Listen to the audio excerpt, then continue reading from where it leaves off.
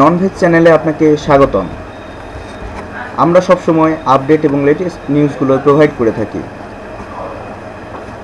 যদি update news পেতে অবশ্যই এই চ্যানেলে সাবস্ক্রাইব করুন। Thank you. নাঈম আশরাফের সঙ্গে সম্পর্ক নিয়ে মুখ খুললেন চিত্রনায়িকা রাহা।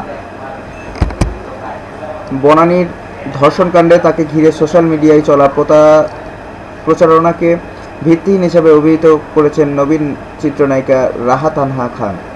তিনি বলেন, বনানীর ওই ধর্ষণের ঘটনার সঙ্গে আমার কোনো সম্পর্ক নেই। আমার সঙ্গে নাঈম আশরাফেরও কোনো সম্পর্ক নেই। বন্ধুদের সঙ্গে একটা ছবিতে সে ছিল, তাও অন্য একটি অনুষ্ঠানের। আর সেটা নিয়ে গুজব ছড়ানো হচ্ছে আমি ওই ধর্ষণের ঘটনার শিকার। দুই ধর্ষিত তরুণীর একজনও আমি নই। আমি ঠিক বুঝে উঠতে পারছি না কেন আমাকে এর ভেতর জড়ানো হলো। আমি তো নাঈম আশরাফকে চিনিই না। গত শনিবার রাত থেকে রাহার সঙ্গে ধর্ষক নাঈম আশরাফের একটি সেলফি সামাজিক যোগাযোগ মাধ্যম ফেসবুকে ছড়িয়ে পড়ে। রাহা বলেন, বন্ধুরা মিলে একটি রেস্টুরেন্টে খেতে গিয়েছিলাম।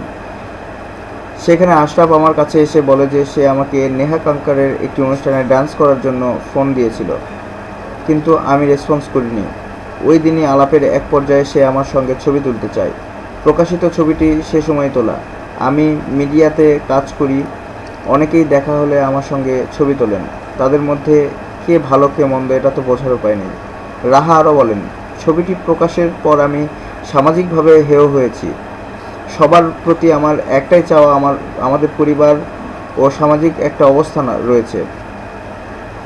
তাই কোনো গুজব ছড়ানোর আগে বিষয়টি সবার খেয়াল করা দরকার।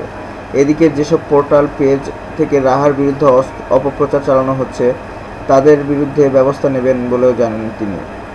ধন্যবাদ ভিডিওটি দেখার জন্য।